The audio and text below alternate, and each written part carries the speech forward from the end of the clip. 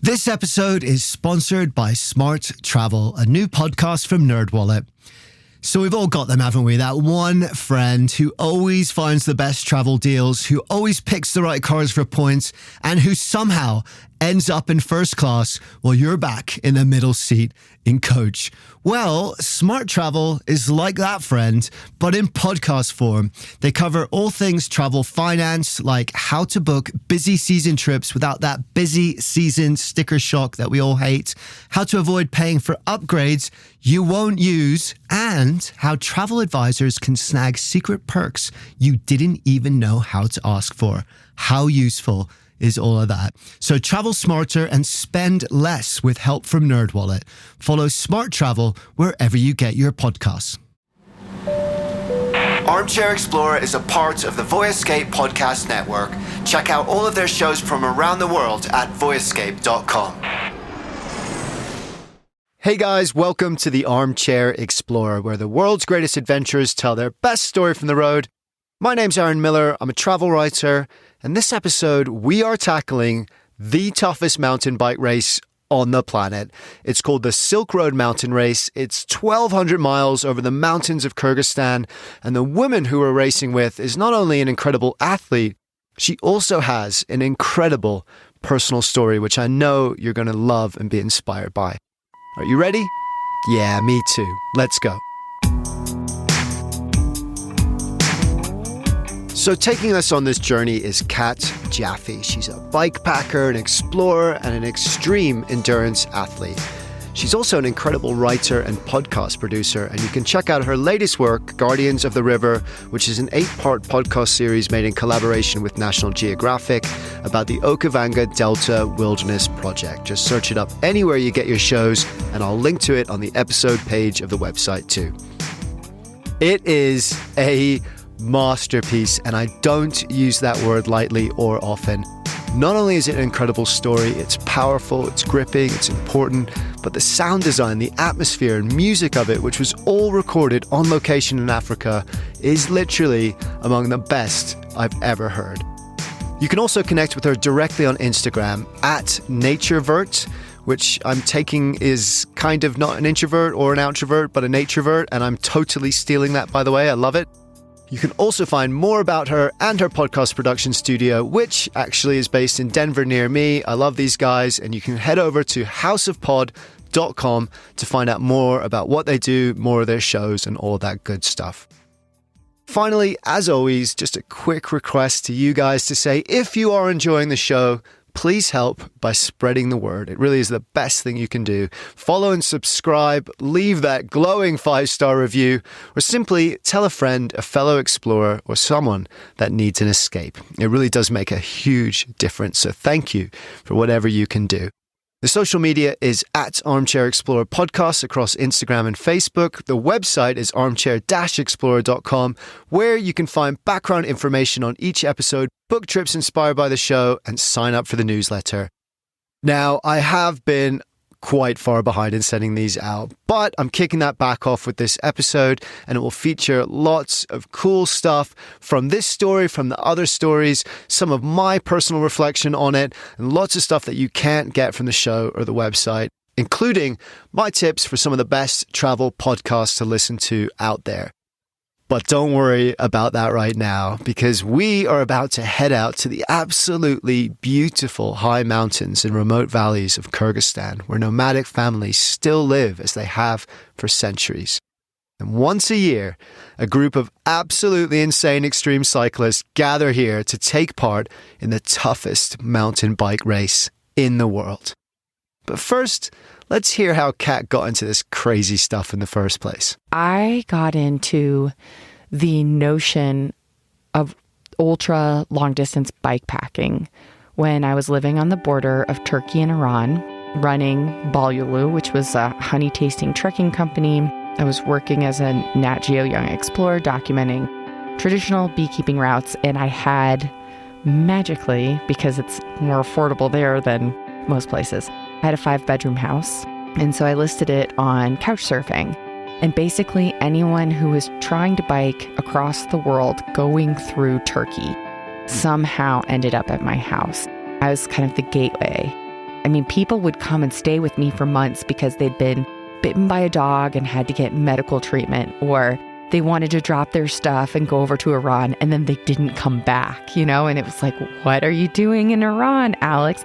You find out they were in prison for 30 days. It's just like you would get these stories of people who were trying to do all of these things that existed around me, but I was either too nervous to do or too smart to do.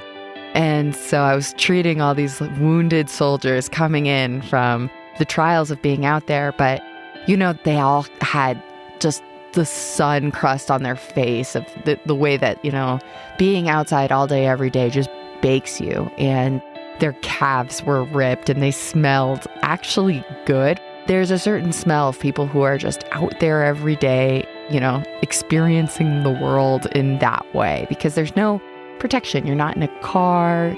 Oftentimes they're not even in a tent because they're traveling so light, so they have a bivvy, and it's like they are literally wearing the world on themselves. And there's a special smell of that I appreciate, admire, and want to have. We all know that smell, don't we? The smell of the outdoors, the smell of adventure on your skin, the promise of something different, something bold and risky and outside the boundaries of normal life. And it lured her in. But she didn't just want to go anywhere. She was living in Turkey, working with these traditional beekeepers, which is another passion of hers. And it was a place she knew well. She would travel all around Turkey regularly with her dad as a child from the age of 9, and it was a special place to her. And it's a special place to all of us. Turkey is on the crossroads of Europe and Asia, and because of that, it has a very unique culture. It was the center of some of the greatest and most influential empires in the history of the world. Art and culture flourished there for thousands of years, as it still does. And because of its location, it was also a hub, a central cog in one of the most important trade routes of all time, the Silk Road. An idea began forming in her mind, fueled by all these sweet-smelling adventurers that would pass through her door, these wounded warriors she would care for and hear their stories and dream of faraway places. She decided that she wanted to go on an adventure herself. She decided that more than anything, she wanted to ride the Silk Road. I was always so enamored with the idea of human-powered travel, of this idea that long before, we had cars and trains and boats and planes and automobiles and all of these things, people had this deep desire to connect with one another by foot, to travel the lengths of the world, to meet each other. And all we had was our bodies as these long-distance machines. We weren't necessarily fast, but we could go far and we could go forever. And that was the genesis of some of our greatest inventions and our ideas and our philosophy. I mean, Buddhism traveled through the Silk Road. Islam traveled through the Silk Road. Christianity traveled through the Silk Road. There was this peaceful exchange of ideas. And so I actually centered my studies on that in college. And I moved temporarily for about 6 months to northern India and did my thesis on the reopening of a trade route, an old Silk Road trade route between Tibet and India called Natula Pass. And so I was interested whether ideas would still move through trade the way it once had, even though we don't sit around campfires with yaks. And so I went up and lived with traders for just 1 week, but it was a big week. And I just documented all of their stories of how they used to sit around the campfire and sell goods and talk about ideas. And then years and years later, I found myself like a boomerang coming back to Eastern Turkey, living on the gateway of the Silk Road. It's like I'm as obsessed with human-based travel as I am with the Silk Road. And it's hard to separate them in my mind because it's just like when we look at any bikepacking now, to me, I think its origins are with that road. It's this idea that you carry everything with you. You go really long distances. You meet with people who are super different than you and you sit around and you shoot the shit. Like, you can't separate them. So she knew what she wanted to do. She wanted to bikepack the Silk Road, to experience firsthand this incredible trade route that had spread some of the greatest ideas in history and that had fascinated her for so long. And she wanted to do it on her own steam, with nothing but her legs and lungs and determination to power her. But the thing about Cat is she's also pretty extreme, and she likes racing. She's done numerous long-distance races since the idea first sparked in her imagination those many years ago. including something called Everesting, which basically means cycling the equivalent height of Mount Everest, some 29,000 feet in elevation gain, in a single day, up and down. And she did it in perhaps the hardest way possible, riding the incredibly steep, high-altitude Trail Ridge Road in Rocky Mountain National Park, the highest continuously paved road in America, which goes up above 12,000 feet. So she's not shy of a challenge, and she knew the perfect one for her, the ultimate race, the hardest bike race on the planet, the Silk Road Mountain Race, which traverses Kyrgyzstan's high mountains over 14 days of ridiculously tough, self-supported, non-stop riding. But Kat's also an artist. She's creative, she's a writer and podcast producer. She cares deeply about sharing important environmental and social stories from around the world. And just as she was about to embark upon this crazy race, the adventure she'd been dreaming about her whole life, another dream, out of the blue, suddenly landed in her lap. It was the dream job. It was a huge job. It was the opportunity of a lifetime. To work with National Geographic to make a podcast series about one of the biggest and most important environmental research projects in the world. The project is called the National Geographic Okavango Wilderness Project, and it's like the crown jewel of National Geographic Society's explorer portfolio.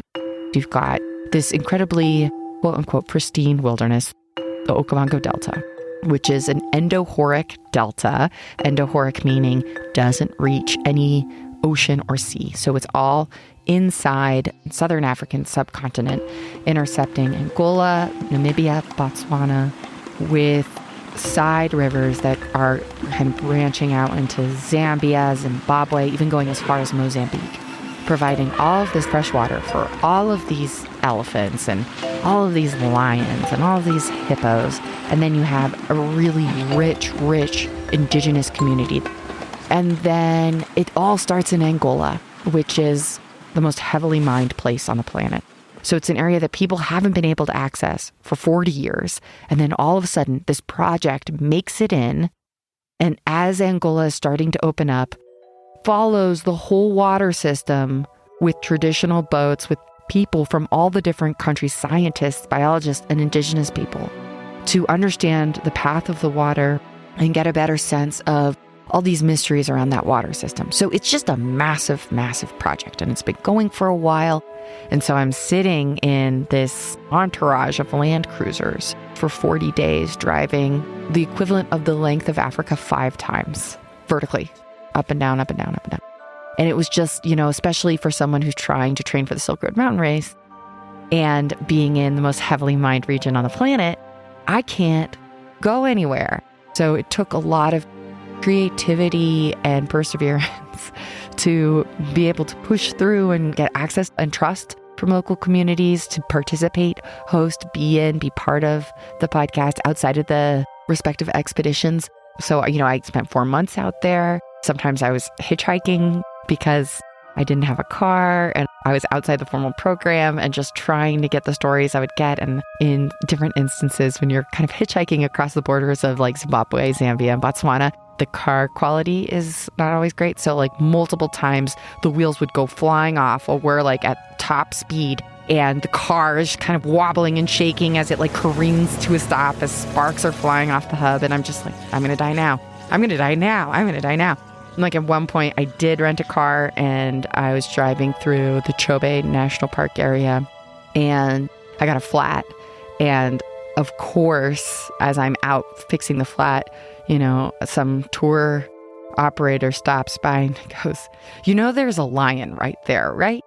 You're out here by yourself, outside of your car, just fixing this flat tire. So there are many instances where it's like, the things that everybody fears for you when you go to any of these countries were like live and well.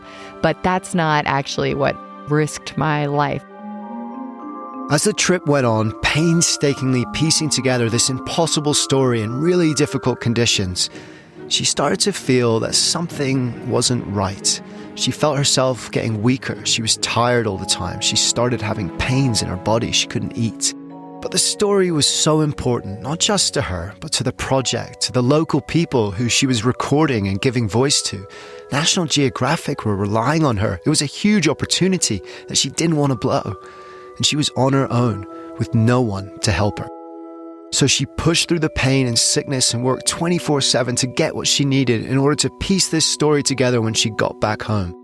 But by the time she got back home, her health had declined so badly that she could barely walk. She got off the plane and collapsed into her mother's arms in tears. She knew something was seriously wrong. And I went to urgent care and they said I had altitude sickness. And I was like, let me tell you what I do not have. Africa has elevation, especially the Angolan highlands where I was. I do not have altitude sickness. So, I had to go back to the ER many more times over a 2 months period.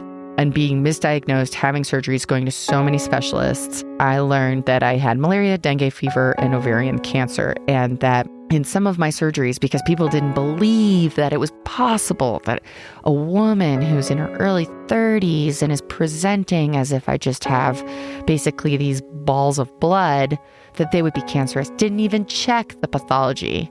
And so they actually proceeded to spread my cancer all around my stomach, which meant that we had to treat it even though it was a very early stage, slow growing, non-aggressive cancer. We had to treat it like it was stage 4, and I had the highest kind of dosage that is permitted for a cancer patient of my age and build, which is pretty high, so I still actually can't feel half of both my hands. And as a result of that, I've been really outspoken. I'm like, hey, my name's Kat, I had cancer, how are you? Which is not a great way to meet people, and has actually, I have learned, kind of opened me up for a lot of unsolicited advice that people love to give. And I think that's also one of the reasons why I loved bikepacking, because all of a sudden I had this amazing excuse to not see people or talk to people anymore. She came back from an insanely difficult 4 months with dengue fever, malaria, and ovarian cancer, and she still didn't give up her dream of riding the Silk Road. She still got on her bike. Like I say, pretty extreme. She would write all week, untangling hundreds of hours of audio in a ridiculously complex and sensitive story into something beautiful and meaningful and important. And then she trained every weekend. She just jumped on her bike and pedaled into the mountains and kept pedaling and didn't stop for hundreds of miles all day, each day and through the night. Most people, by the way, that are having chemotherapy and stage 4 cancer treatment can't get out of bed. And she was riding harder and further than most of us in perfect health could even dream about doing. And what's even more impressive is that she received her diagnosis of cancer the day the country went into lockdown. No one could come with her to treatment. She was high risk, so she couldn't see anyone. She had to do all of this on her own.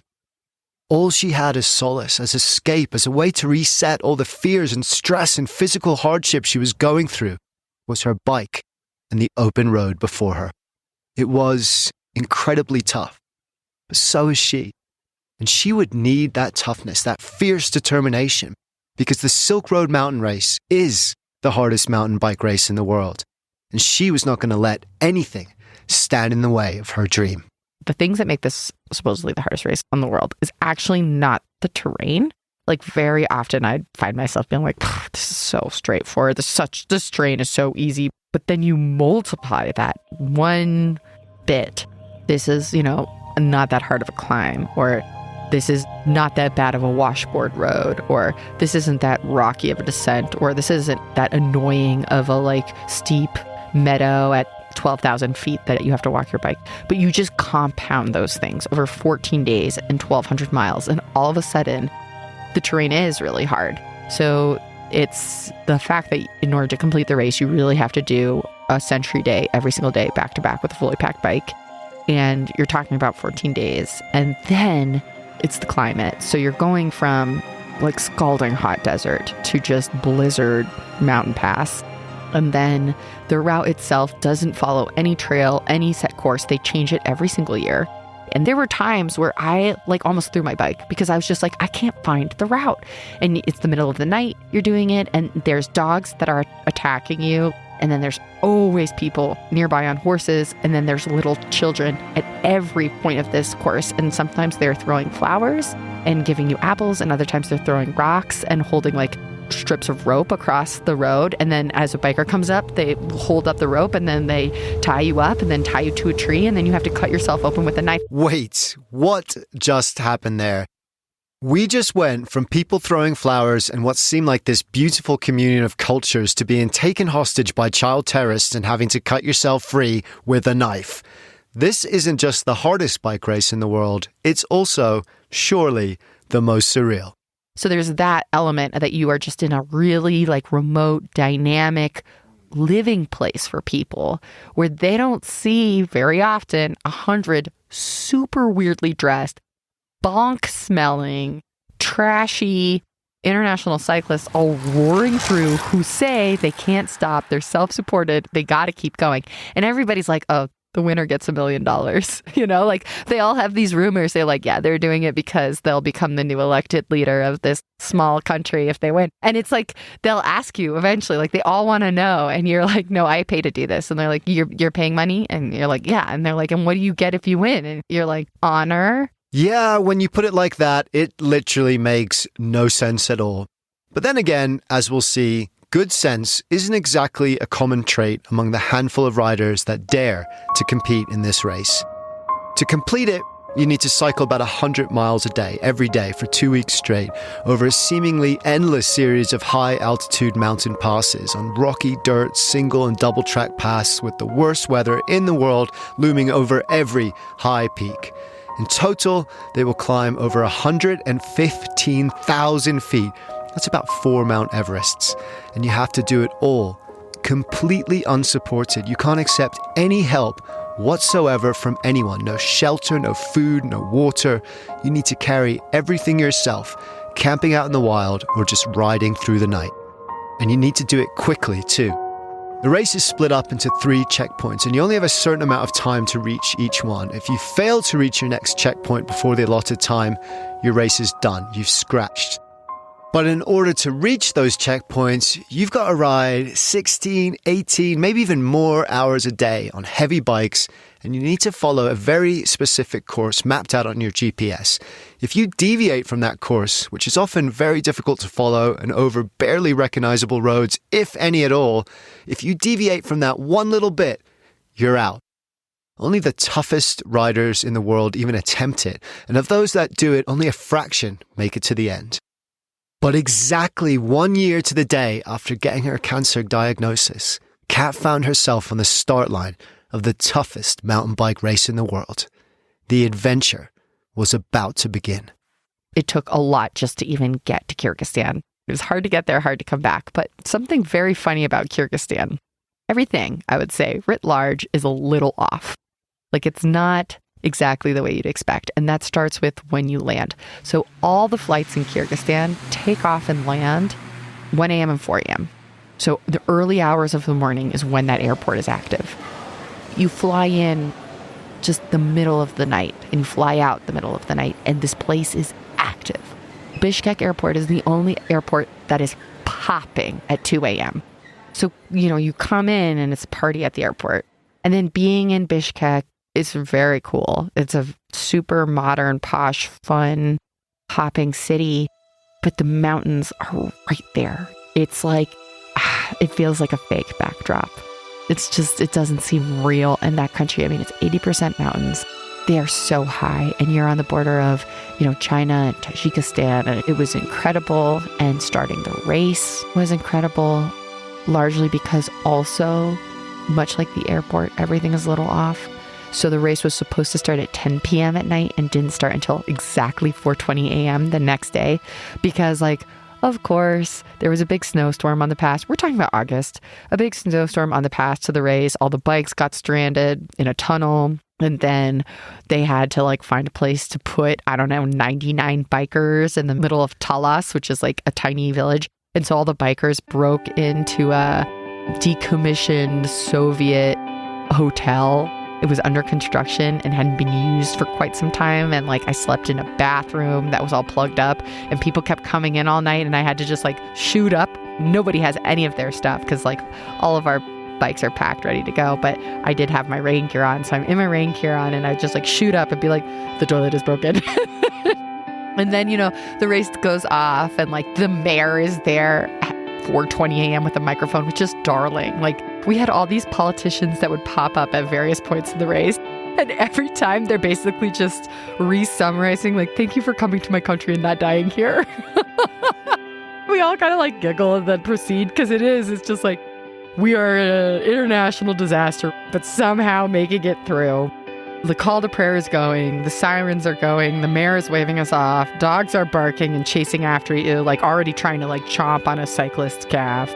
And like off the peloton goes, basically into the middle of nowhere. And like that's the beginning. And I was sure if I made it to the start line, I'd cry. I was like, if I make it there after everything and how much I've thought about this and cared about this and believed in this, without a doubt, I'm just going to be sobbing and I'm not even going to be able to breathe because it's going to be so emotional. And it just wasn't. I was just happy. The first leg to checkpoint 1 starts hard. From the small village of Talas in the northwest of the country, about 180 miles east of the capital Bishkek, the racers rode 30 miles straight up to the summit of Terek Pass at more than 10,000 feet high. Cat reached the pass as the sun was rising, a stiff wind blowing in her face as the land ahead and below her rolled out in lush green valleys and sharp peaks dusted in snow. From there she rode west, finding her pace as the days unfolded, traversing green meadows and small mountain villages through ever more remote valleys, the pack of racers spreading out over the vast empty terrain of the Kyrgyzstan wilderness until she was alone, just riding, pushing hard through sweat-drenching heat in the lowlands and blistering cold and hail in the alpine passes. It was brutal, lonely, nothing but her breath and burning calves for company.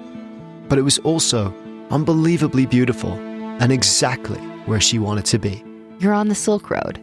And so you see these caravanserais. There's not a ton left, but Tashrabat, which is like this old Buddhist monastery that became a caravanserai, which is like a word for people on the Silk Road who would come together and have a place to eat and sleep and rest and talk before they would carry on. You see these things from the 15th century and you're like, I'm on that road. I'm doing that thing. Not in the same way. They weren't on these expensive, super nice bikes. Definitely not. But you feel connected to it in the same way. Like I'm on my bike and I feel like close to it as I would maybe a horse. Because I'm just like, this is mine and we're doing this together. And I don't feel alone in that. But I also feel connected to this like huge heritage, like this big historical thing. You're just passing year after year after year. And they are all riding horses, like really riding horses.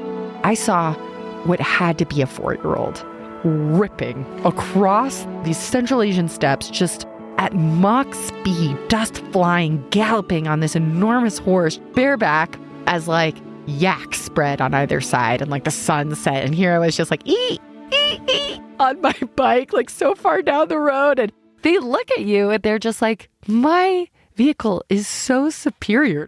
Which it is, of course, and especially in the hands of the Kyrgyz nomads for whom the horse is an essential part of their livelihood and culture. Babies learn to sit a saddle before they can walk, so actually Mach speed at 4 years old is no big deal for them. And the culture of these nomads is beautiful and has remained largely unchanged for centuries. In summer, shepherds come to the mountain pastures here to graze their flock, living in yurts and small family communities, hunting with eagles, reciting traditional epic poems or manas by the fireside at night. This is the wild heart of the Silk Road, and to see it here, relatively untouched since the days when traders from the east would cross these mountains too, exchanging goods and ideas and religion and politics and possibilities, to see it like this was a dream come true for Cat. It was the real, authentic Silk Road experience she'd been looking for. But being essentially cut off from the rest of the world has a few drawbacks too. There's no food. You have just these tiny convenience stores where the food could be 5 years expired, and medicine. So like they recommend a first aid kit and I was like, cool, I'll bring like 3 Band-Aids. And then I got out there and I was like, oh man, I need anti-diarrheals, anti-constipation, something to help me with pain because wow, my knees don't work anymore. So you have this like list of things you need and you go into these tiny stores and you look at them and you're like, okay, commence charades. And they literally will bring out this box of pills that are unlabeled. The only identified characteristic is their colors. So I basically would be like, yeah, I'll take 10 of your blue pills. So you're just taking medicine, but it's definitely not FDA approved. And then you're like, okay, now I'm going to ride 12 more hours and all I have is like a liter of Coca-Cola. And like, that's the race, you know? And it is so funny. Like, I am laughing all the time, grimacing, you know? But like, it's so joyful and ridiculous when you think about how much in life you actually take serious. And then you go out there and you do this like kind of absurd thing. Even in the middle of the race, you'll see a racer, you'll come through one of these towns and they only sell beer in like big liter containers, 15% home brewed. And so you're just kind of getting shit-faced with other riders and you're talking about what just happened and everybody's cracking up. And then at a certain point, you all get back on the bikes and we have this phrase that's just like, see you down the road, because you don't know if you'll see anyone again. Because they may scratch or they may not. And you may scratch or you may have something wrong with your bike and they're going to pass you soon. So it's just like, you don't know. So you have these amazing moments of just like sheer laughter where you can't believe what you just experienced. And then you get to go and experience more. And scratching in a race as absurd and absurdly hard as this is always a possibility. But she was doing great. After a slow start, those high-altitude Colorado climbs she was doing as training started paying off. She started overtaking people on the ascents, and because she was a downhill mountain bike racer for many years, flying past them on the way down. She crossed the shores of the Tuktogul Reservoir and then headed south to the small town of Kizloy for more medical charades and homebrewed beer. She was making great time. She was feeling strong. And from having found herself in very last place at the top of the first pass, she raced through checkpoint 1 ahead of time in the upper echelons of the pack. And then suddenly, disaster struck. Around day 3 or day 4, my knees just were awful, like so bad that I was like, I don't think I can ride my bike anymore. And so I just started walking, which is fine and doable. In fact, this is one of the reasons why I love the race. There's no bike in the title. It doesn't say the Silk Road Mountain Bike Race. It is a mountain race. You can run it with your bike next to you. You just have to finish with your bike. That is it. So I started walking and just hoping that my knees would feel better after day 1, day 2. And by the 6th day, I was just crying walking. Like, it was so bad. And I was walking about 60 to 70 miles, which is still like a good amount of distance to walk, but you cannot finish the race with 2, 3, 4, 60-mile days. It's like I was doing really strong mileage. Like I was hitting, 100 miles my first few days. And then, seeing day 5, day 6 that I wasn't breaking, 100 miles anymore. And I was going well below. It was just like, I'm not going to make it to checkpoint 2. And that was really hard. And so I'm going to scratch. And, it was interesting because I knew I was going to scratch. And on the 7th day when I woke up, I kind of sat up in my tent and I felt my knees and I was like, oh, what if they're better? I think they're better. And I got up to go pee and I just tripped over my tent, peed all over myself because I couldn't walk. It was so like Kyrgyz poetics because it's like, I'm tripping over my tent, I'm peeing on myself, I can't walk, I'm super sad, I know this is the end. And then like 2 wolves run up the side of the mountain. And like, I've never seen wolves in the wild. That was like so magical to me, and that they were there and they were near me. And it was just like, everything is awesome and everything sucks and I'm so happy, but I'm also a mess and I have to change my pants now. It's just like, that's kind of how it happened. And somehow I only cried twice during the whole race, and one time was just about how beautiful it was. Like, there was a part of me that really struggled biking past all the yurts, biking past all the horse people who were like, come into my yurt and have tea.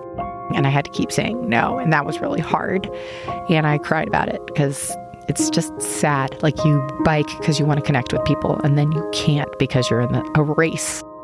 But you want to keep going because there's so much more to connect with. And the beauty of doing these races is you cover land in a way that if you were casually biking, you would never go do 1,200 miles in 14 days. Like, that's absurd.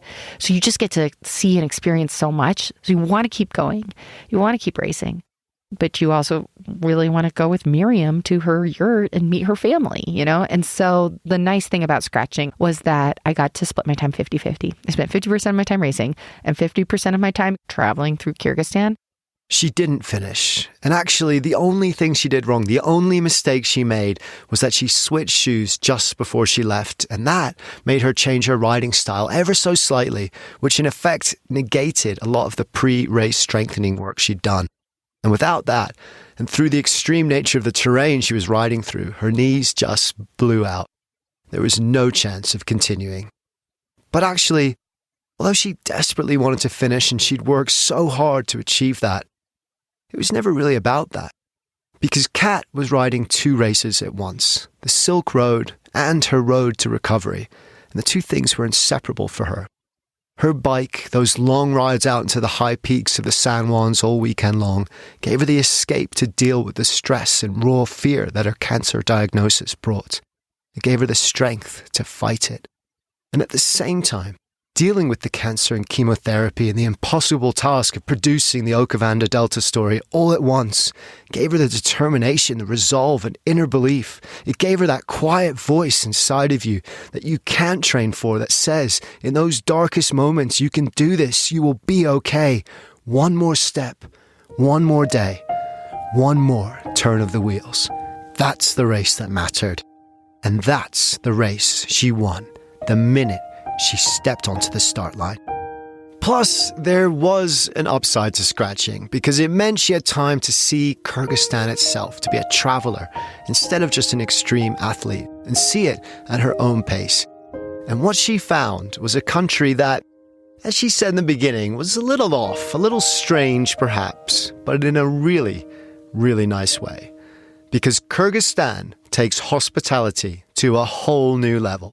One of the nicest things about it is like you only see local culture and history. Like the race is an anomaly in that there are so many international and foreign people there. And I never saw another tourist ever the whole time. It's just one of those kind of bands of the earth that still is so authentically itself. To the point where like sometimes I'd get in a cab and I'd be like, I'd like to go to this like pretty standard tourist site. And they'd be like, huh, okay. What's your deal? And I'd be like, oh, my name's Kat. Why are you in Kyrgyzstan? Oh, I was doing this race. Oh, why are you in the race? Oh, I scratched because of my knees. Your knees? And they'd be like, great. We're not going to go to the place you are paying me to take you. Instead, I'd like to take you to this interesting corner of this valley where I know of a beekeeper who collects all of his dead bees. And if we soak them in vodka, then put them on your knees, you're going to be all better. So we're going to do that now. Like my whole day would be derailed. In other countries, they'd be like, I'm being kidnapped. But in Kyrgyzstan, I have this phrase where it's like, Kyrgyzstan, you can't always get what you want. But if you try sometimes, you'll get what someone else thinks you need. That's the beauty of it. And if you just sign up and you're like, yes, I would like to go on your adventure. I just ended up in like hot springs, cold springs, like my cab driver's house, which any other place in the world, I'd be like, I'm terrified. But he was like, I really want to show you my record collection.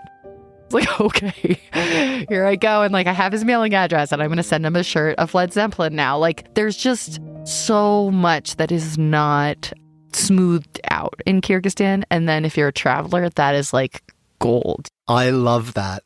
I'd like to see this tourist site. I'd like to show you my record collection. Let's do that instead. I wish cabbies were like that all over the world. She had a great time. And there was something else waiting for her when she got back too, something unexpected and amazing that made the entire Okavango Delta project not only worthwhile, but life-changing. She won the Tribeca Film Festival Best Podcast Award. And just to put that in perspective, winning that award is like winning an Oscar for Best Picture if you're a director. It's a huge accolade and achievement against a very strong field. And she did it, recovering from malaria, dengue fever, ovarian cancer, stage 4 chemotherapy, and while training for the hardest mountain bike race in the world. The author Napoleon Hill wrote, "Victory is always possible for the person who refuses to stop fighting." The Silk Road was finished. The Tribeca was won. Cat is still fighting. I'm a year out of treatment. And, people expect cancer patients to come out of it like so grateful for everything. And I am. But I'm also pissed. There are things that don't work for me anymore that used to. Physically, mentally, like it's hard and I get sad.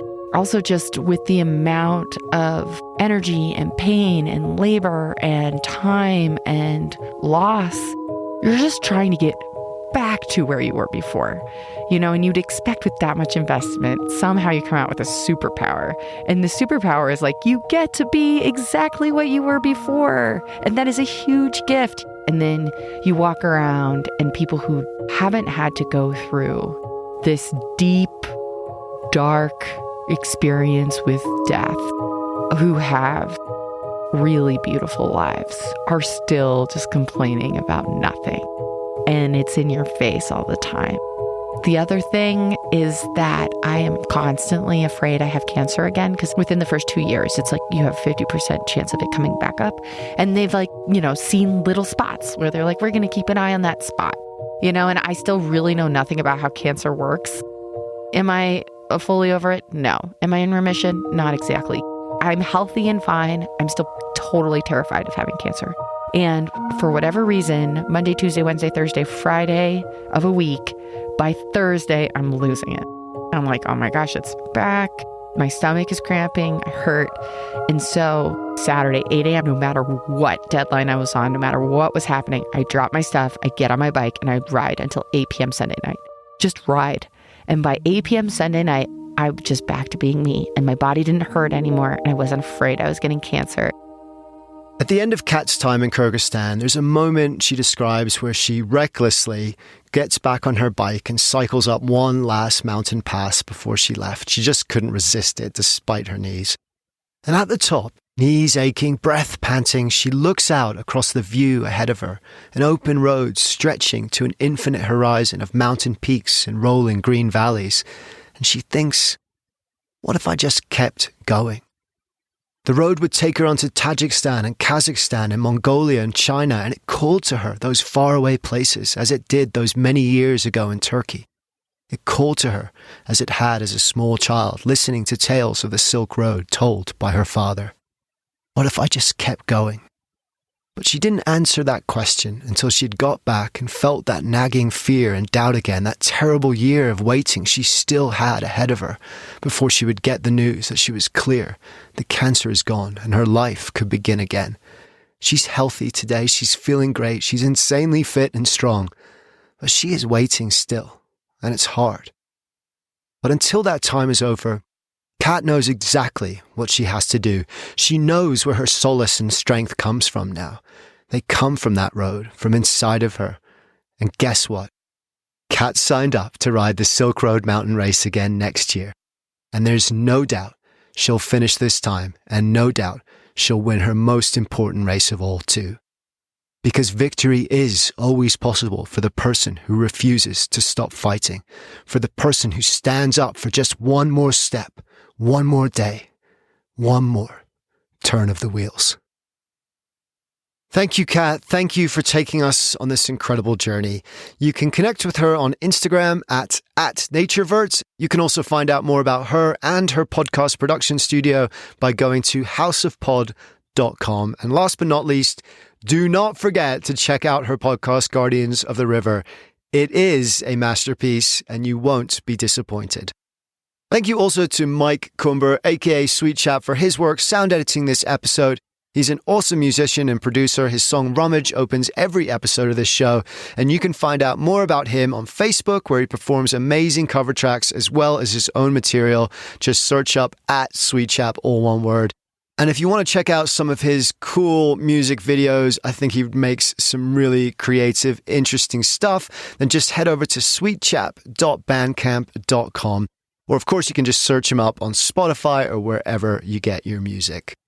Lizzie Goldsmith also worked on this production, so thank you to her. She's an awesome writer and podcast producer in her own right, and you can check out more of her work at lizziegoldsmith.com. Finally, and most importantly, thank you. If you enjoyed this episode, please tell a friend about it. Check out a few more, subscribe and follow the show, and be a part of this community. If you love the outdoors and adventure and the pure joy of exploring this amazing planet of ours, you're in the right place. Come and hang out. We're going to get on well. So keep exploring. Keep looking for those open roads, those challenges, those adventures, that wonder. Because the more we look for wonder in the world, the more the wonder of the world becomes a part of who we are. Dare to be truly alive. Travel doesn't always go to plan. and that's where the best stories live.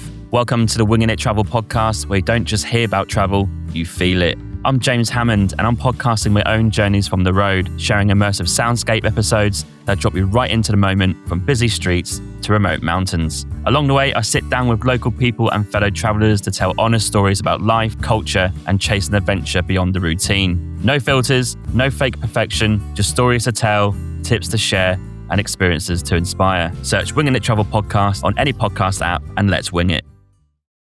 Hi, I'm Mike Siegel, and man, oh man, do I love talking about travel. You think I'd get enough of it touring the world as a stand-up comedian, or just going off on my own personal adventures around the world? No, when I get home, I still have to talk about it. That's how much I love travel. So every week I sit down with a friend, a travel expert, influencer, expat, or anyone from any walk of life who shares my passion for travel. So if you want to hear a fun, casual, off-the-cuff chat about travel from people who love it, listen to the Travel Tales podcast with me, Mike Siegel, wherever you get your podcasts.